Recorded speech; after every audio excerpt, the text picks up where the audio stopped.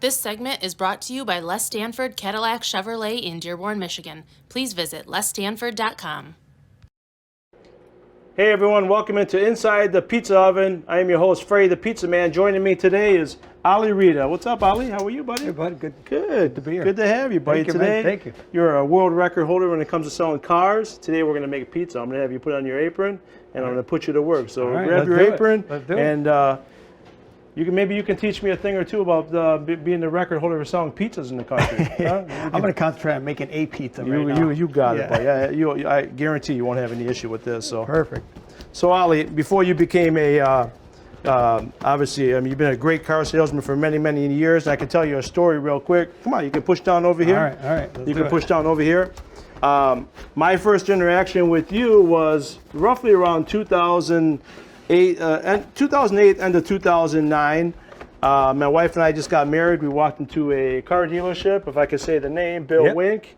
My wife was looking for a car, and I said, that guy sitting there in the corner, I think he's the guy to go to right there. So that was my first interaction with you. Yeah. And I looked at you and I said, I think that's the guy right there. So that's how you and I first met. So before you came along and then you broke all these records with the cars, you worked in the warehouse. Tell us all about that. Yeah, that was right out of high school. You know, we had this co-op program. If you had a job, you can go to school in the morning and you can work in the afternoon and get credit for school. And I started at this warehouse. They found me the job. The warehouse actually found me the job. And funny thing about that job is I went and applied through co-op, and the guy didn't call me back for a week. Mm-hmm. So I thought, man, why didn't I get this job? It's a warehouse job. What did I say wrong, or what did I do wrong? So I hounded the guy. So I went back a week later. I'm like, hey, you never called me back. He says, you're still looking for somebody? That answers why you sell so many cars. Yeah, and he says, I wasn't sure. He says, but since you came back, he goes, I'm going to hire you. So I said, okay, great. So that was my first job, first real job, I should say. And I worked there for, 10 years. Yeah. 10 years I worked at that company, so it was really a lot of fun there, and I learned a lot from them. But I kind of hit what kind of work was the warehouse? It was a industrial belting warehouse. Let's put some bezo on there. We made conveyor belts and sprockets and that. And I kind of worked in the warehouse as just warehouse guy cleaning up stuff, and then worked my way up into internal sales. And I started doing some outside calls, so that was a lot of fun.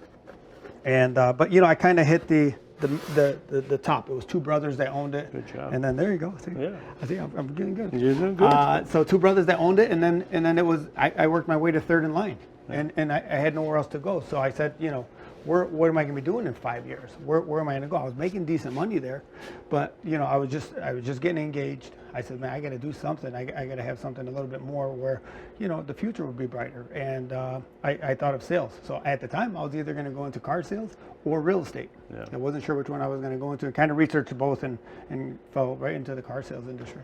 How long have you been doing car sales? It's been 19 years now. Oh, 19 years. Yeah. So it's 20. Even if you would have went to real estate 20 years ago, the real estate market wasn't that bad 20 years ago. Yeah, it was still open. It wasn't saturated, which I think now it's we've got a lot of realtors out there, which they do a phenomenal job. So, but this is where kind of my heart and where I fell into. So when I saw you at Bill Wink, was that the first place that you worked at? That was the first place I ever worked at for car sales, and that was in 2001. So our history goes back. I don't know if it was in 2 or 3 when you came in. It was 2000. No, it was 2009. I just got married. Okay. Yeah, so 2009. So you were there for a little bit. So I was there since 2001 at the time. Yep. So you went from a warehouse to moving up. Yeah. And you thought, well, I got to have more. I'm getting engaged, and then you start selling cars. Now, listen, even for the first-time car salesman, it can't be easy to sell cars. I've tried. I've never worked for anybody. I've always made pizza all my life. So I've never worked for anybody, but I can't even imagine getting into sales. So when you started selling cars, my guess is the first couple weeks you started selling cars, somebody would come in and look at the paint and look at this, and they would drag you around for like a day, and then they wouldn't buy the car. Yeah. And you had to think, I don't know, man. Do I really want to do this? It's a tough industry, yeah, because there's a lot of objections that you have to face. And what I had to realize early on was it wasn't about the cars. Our industry, just like in real estate, it's about people.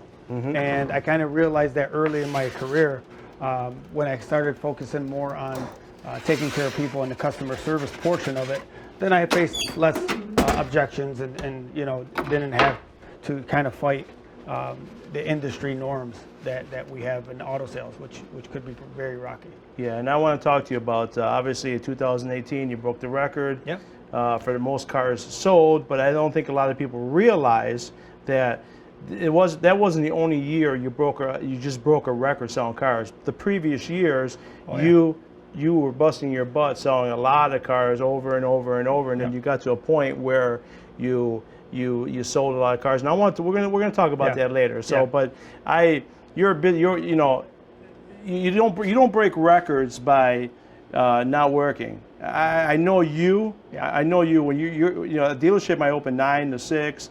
You're there probably 7 to 7. I know you. And even when they open 9 to 9, you're probably there from 8 to 10. So when you're not working, I mean, what's a nice getaway with your family? Nice, just let loose a little bit. Well, just like you, I mean, back to one thing you said about working, just like you in your whole career, there is no substitution for work. Yep. I mean, there is no secret sauce. There is no, getting rich quick. I mean, it's hard work. And you got to put in the time. So then you reward yourself with family time, right? So what do I do on my free time? Can't you just hang out with the kids? I have twin 11-year-olds, a boy and a girl, Michael and Medina. So, I do work a lot during the week, but I only work 5 days a week. So that's not traditional for our auto industry. A lot of times they work 6 days a week. So we're blessed to only work 5 days a week. So weekends, I got a summer house that we go to in the summertime and just enjoy the water and spend time with the kids. And then in the wintertime, I just hang out with the kids on the weekend. Now, this might, I don't think you care. Like, do you have a certain car that you love, like a favorite car you like to sell? I mean, I know a sale is a sale. But there's got to be I mean, you work for a Chevrolet Cadillac. So is it automatically the Escalade? Man, if I sell an Escalade, that's either a ton more money or just more fun to sell an Escalade, or a Malibu. I mean, it's it depends on the person. My excitement level is high for any kind of sale. I do love selling the sports cars because I've had them. I've had 8 Corvettes in my time, so I enjoy those because I know what experience that person is going to have. But believe it or not, it's the customer that came in and it's their first time buying a car, or it's that single mother that needed just help. They needed just something to give them a push because they needed a break. So that car is the one that I'd rather sell. That's the one that and we say sell loosely because I'm just solving problems, right? I'm not actually selling anyone anything. I'm solving their problem. So they come in with me with a problem, and I just got to figure out a way to solve them and protect them now and in the future. So I got to know a lot about my clients. I got to know where they came from. I got to know where they're going. But that single mother that comes in, I was raised by a single mother, so that single mother that comes in is just near and dear to my heart, where like that person, I'll never forget that sale. So it doesn't matter what kind of car it is. It's probably a $12,000 car. It's not the importance of the dollar. Do you have mothers like my wife? She will not drive a minivan. She says, "I'm no minivan." They come in for that. Oh I got to battle. Yeah, I got to battle the family thing too. Because then the husband's like, "Well, we got to get this car," and the wife is saying, "No, I want this car." So there's a fine line. But let's check out our pizzas. That one, we're doing good.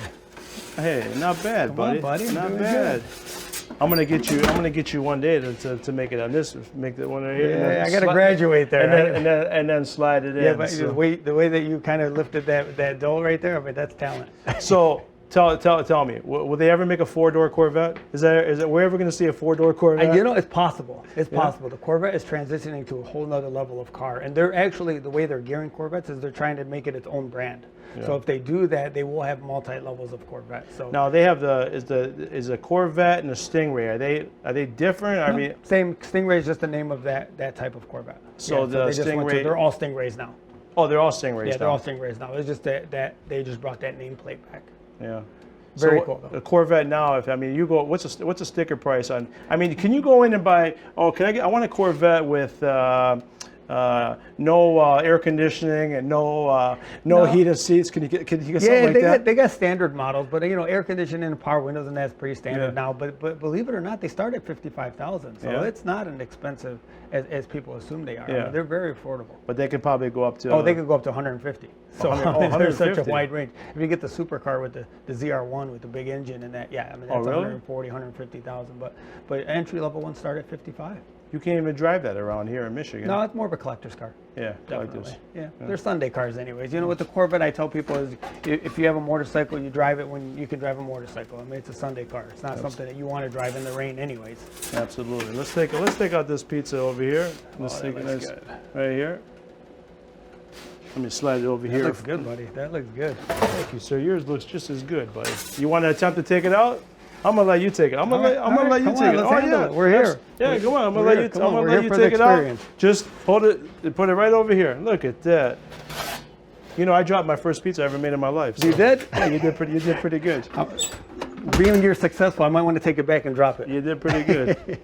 All right, let's cut these up. Let's cut these up, and then we'll go have a seat. Let's do it.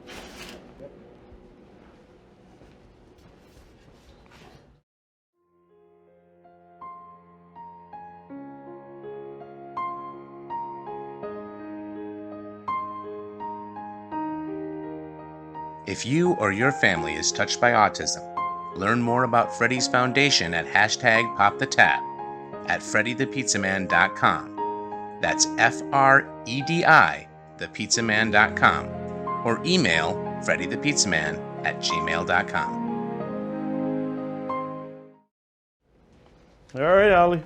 Here's the pizza. Here's the pizza you made. Your first pizza. All right, I love it. Looks good. Didn't do too bad. No, not bad at all. Now I told you there. You got to teach me. I want to break the record and sell the most pizzas in 1 year in the country. And we're going to talk about that record that you broke in 2017. All right. Guinness Book of World Record. Yeah. By the way. So you talked about sales. You said you were thinking about either real estate or cars. Why was it sales? Why you could have been a plumber, you could have been an electrician. Why sales? I felt that was an industry that doesn't have a cap. The potential in sales is the sky. I mean, there is no limit. So I felt that working with people was a passion of mine, and when I grew into that warehouse position where I was doing sales and outside sales, I got a little taste of it, and I just fell in love with it. And I figured, I'm working with people. It didn't matter what I was selling. It was about people, and just felt like that was it. That was what my heart and passion was. So I'm thinking, back in the day, we're talking maybe 50, 60, 70 years ago, going door to door selling vacuums was the thing. Yeah. Maybe Reda can bring back selling vacuums. I mean, I think, I know damn sure if you went to sell vacuums, you would break a record selling vacuums. It's just like you making pizzas, right? I mean, if you have your heart and soul into something that you're doing and your passion is there, people are going to feel that. They're going to feed off of that. So if I didn't believe in my product, if I didn't believe in what I was doing, people are going to see that, and they're going to eventually see through that. So it doesn't matter what you're selling. There's a old saying in the pizzeria business that if you just get in the pizzeria business to make money, or the restaurant business, if you just get in the restaurant business to make money, you never will make money. That's right. And some people, you say that, and well, that doesn't make any sense. Why would you get in the restaurant business to not make money? Well, if your passion is not there to make food, your passion is not there to deal with employees, your passion is not there to deal with customers, there's no way you can even think about making money. If you could promote yourself, you can go on social media nowadays. Social media is a great presence, right? Yeah. And you could pass out flyers like the old days and do that. But if your product is not good and they come there the first time, you're done, right? You're pretty much done, right? Yeah. You only have one chance to say, hey, if you don't put love and passion into this pizza, and somebody comes one time and they may never come back. Yep. Right. So you got one shot at that. And if you're not doing it with being authentic and with the love and caring for people, I mean, that's in any industry, right? Yeah. It's not just sales. I mean, any industry that you do that. I mean, if I went into selling homes, then I would have wanted that same passion, and that's why I kind of went towards the cars, because that's where my heart and passion was. So, but sky's the limit in sales. I mean, that's the main reason why I went into that field. And generally, heart and passion comes from you, but it's usually instilled with you. Yeah. Instilled in you from either your parents, Yeah. whether it's two parents, whether it's a single Doesn't matter. parent. Yep. If it's Yep. instilled with you at a young age, Yep. just like education, Yep. there's a better shot of you're Yeah, going to do well. Yeah, in our industry, you know, it's kind of, you know, not something that's talked about to show compassion and to show love and to show, you know, empathy with people. It's just not something that's talked about because everything is kind of, you know, got to sell a car, got to sell a car, got to sell a car. But that was never my demeanor. That was never in my heart. I couldn't do things like that. So, you know, that is, I think, one of the main reasons that's kind of excelled me through my career is never losing the fact that I'm compassionate about that person sitting in front of me. The product is just, it's just the money is the byproduct. Yeah. The money will come, you know, if your heart and soul is in the right place. And, you know, back to the money thing you were talking about, I agree. I never looked at it as a money thing. I wanted to make a living, but did I, in 2001, when I started my career, say I'm going to set a record? I never knew what that record was. I never set out to do that. I wanted to make a good living, help people at the same time, and you know, it was a good combination for me. Now you have a method to your, method to your madness. Yeah. Madness is, you know, creating, you know, records and sell. But you know, 2017 you broke a record, and again, I repeat myself. When we were making the pizza, when I, you know, first married my wife, when we went to the first car dealership, we bought our first car together, which was actually her car, not mine, but got it for her. And I just looked at you, and I'm in the people business. I'm in the restaurant business for many years, so I can spot people, you know, and just like you can. And I looked at you and I said, this is the guy right here we're going to buy a car from. Because listen, you hear it all the time. How many people go into a into a shop to buy a car and they automatically got things in their mind like this guy or girl is gonna just do me over and try to rip me off and this and that. And I don't think that way because I'm in the people business. That's why I pointed out you. Yep. But you have a method to your madness. Tell everybody about it. Yeah, unfortunately, that stigma exists. Right? Yeah. People come into the dealerships and they have this defense mechanism up that they feel like they have to, you know, kind of can't give you the information that you need to help them. They think you're not giving them a great deal. So they think you're not giving them a great deal. So for me, it was early on. So the first car I ever sold, the first car I ever sold, I was supposed to start on a Monday, and I was leaving my other job, which was kind of difficult because that was, you know, 10 years I was there. Yeah. So I took the 2 weeks that I needed to close out there, and I was starting on a Monday. And I asked the manager at the dealership, hey, you know, you guys are open late on Thursdays. After work, you mind if I just come hang out and just kind of observe things? You know, I had no idea what car sales was. I didn't know what I was getting into. So he's like, yeah, for sure. So come in. So I'm there, you know, just standing around, just kind of watching people. And a guy comes up to me and he says, do you work here? I said, well, I'm in training. I'm going to start next week. He goes, well, I want to buy a car from you. And I said, okay. So I went to the manager. I'm like, you know, this guy wants to buy a car from me. And I'll never forget what he said. He goes, well, find out what he wants. I mean, and that stuck with me my whole career. Find out what he wants. How simple is that? So I went back to the guy and I'm like, okay, well, what are you looking for? And he pulls out an ad, and it was a Prism at the time. It was a green Prism, and you know, I got the details of what he wanted. I went back to the manager. I said, here's what he wants. Here's you know what he's driving now, and I got all this information from him, and sold him a car. Right, and it didn't even start yet. So the whole thought process is to figure out the problem. Right, to figure out what's going on with somebody. What brought you in today? Why are you here? Are you here because your car broke? Are you here because your family grew? Are you here because you need a budget? Or most likely car? They heard an ad. Or you heard an ad. And I can go here and they see if they'll beat my deal. Right. So in our industry, to be successful, it's transparency. It's caring for that person sitting in front of you. Yeah. And I'm very transparent. If somebody comes in with an ad and you have to qualify with other leases and you got to be this and you got to be that, then I just point it out and say, this is what the ad says, but forget about that. Let's just figure out what you need. Yeah. And then I just go back to the basics and I find out exactly who they are, you know, where they came from. Just like when you guys came in, you're like, you know, I need this type of vehicle. So we got to the answers that we need so I can make an educated decision on what's right for you. And not what's right for you today. I need to make sure that's right for you tomorrow and 2 years from now and 3 years from now. Absolutely. So, you know, I get a lot of these younger kids come in and they want these fast cars and Camaros, and you know, it's the wrong decision. It's an impulse buy. I'll actually slow them down. I'll say, well, okay, yeah, I need a couple of days to work on this, you know. And then sometimes if you slow somebody down, they might come to their senses. I don't want to sell the wrong car to a person because it doesn't benefit me It doesn't benefit them. And I don't need somebody out there armed with information saying, well, Ollie put me in this car. And I knew it was the wrong car. So sometimes you just got to slow people down and get them to understand that maybe it's the wrong car. Do you know, I can, just to retract a little bit, if you go back to, you said they come in with an ad and all the small print. If we could just get rid of small print. I You know how many problems that would fix in this Me world? too. Put it on the my commercial. gosh, You need military discount. You need, your wife has to have a lease by Chrysler, and your It's wife so has to bad. have this, and your husband has to, and then come in and you're going to get 149. Yeah, for, it's so bad. I know. Yeah. I fight with that all the time with them. So we're pretty transparent in our advertising too, where I'm at. Yeah.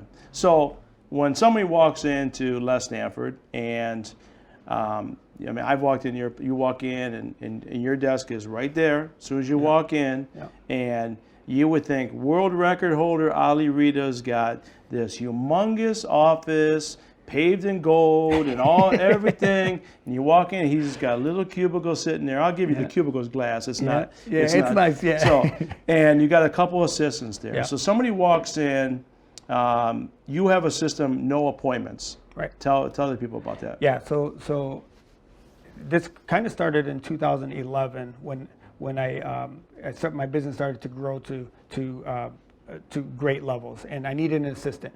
So I hired an assistant basically just to answer phones because I couldn't get to the phones. So, the reason why I don't set up appointments, because I have a revolving door. There's people coming in and out all day long. So I don't set an appointment because I can't hold it. So I don't want to give somebody something that I can't hold on to. So I simply tell them that, hey, I'm here from 9 to 6, or, you come in anytime and I'm going to make time for you. So it's good to set appointments with people to give them something to hold on to. So I might set a date and just say, come in anytime that day.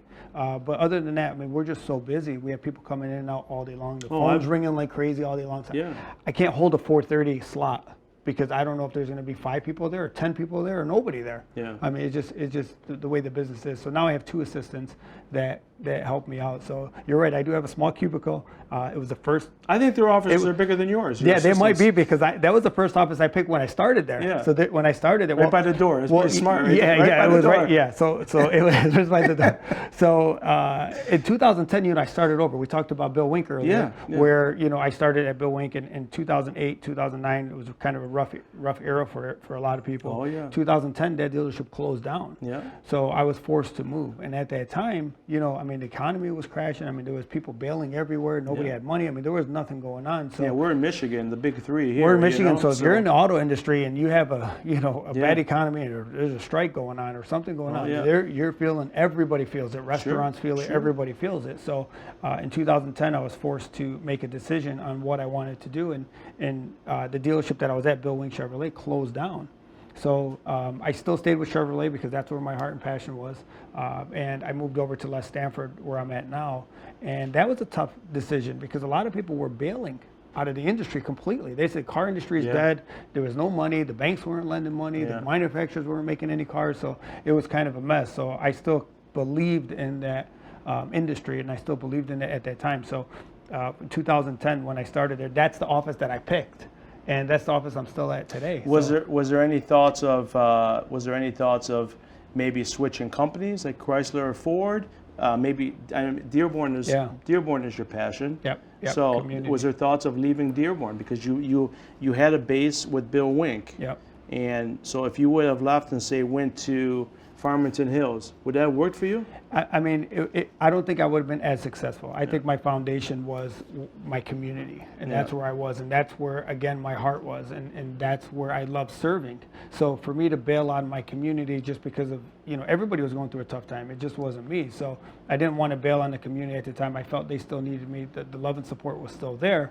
It was just a rocky road. I just knew that, better days were ahead. So a lot of people left the industry. I actually had 2 very solid offers from Ford at the time, and it was when people kind of needed financial help, and they were willing to give me that at the time, and I didn't do it. I didn't jump ship. I says no. I said this is kind of where my heart told me to stay there. So I took the job at Les Stanford, hoping that things will get better, and they did. I mean, you made the right choice, and I know you're a very humble guy. Thank you. And I bought a car from Les Stanford back in 1994, years ago, and they were a small little dealership. Yeah. But you got to admit, Ali Reda helped. Has helped Les Stanford It's a pretty good. partnership. It's a partnership. They seem like really Yeah, good owners. yeah. I've never met them, but they seem like fantastic people that will support you. Yes, unbelievable. Yeah. It's a partnership, and I would not be where I am today if it wasn't for them. Yeah.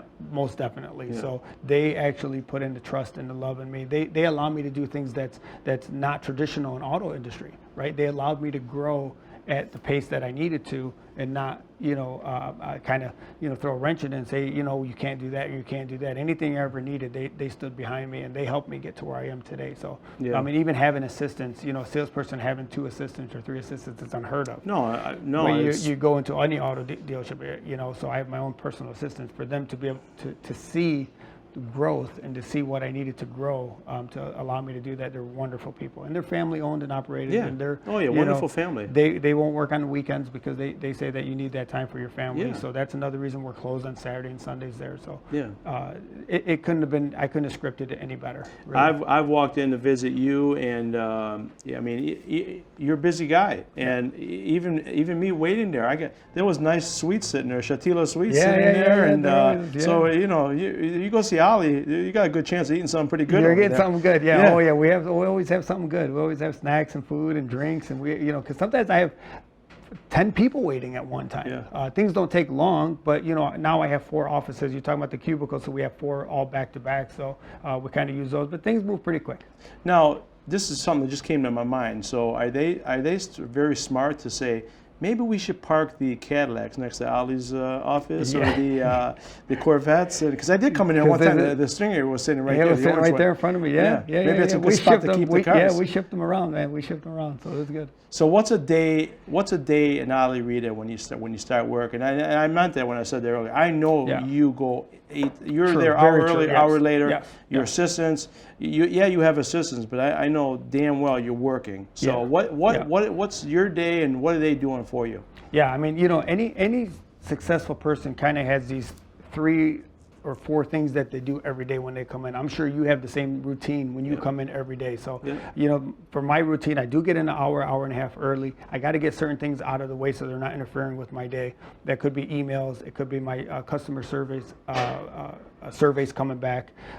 So there's a couple things that I like to do in the morning to kind of get my mind ready. And, just like, if you look at it like an athlete, right? An athlete does not show up at kickoff or at tip-off on the basketball court, running on the court, tying their shoe.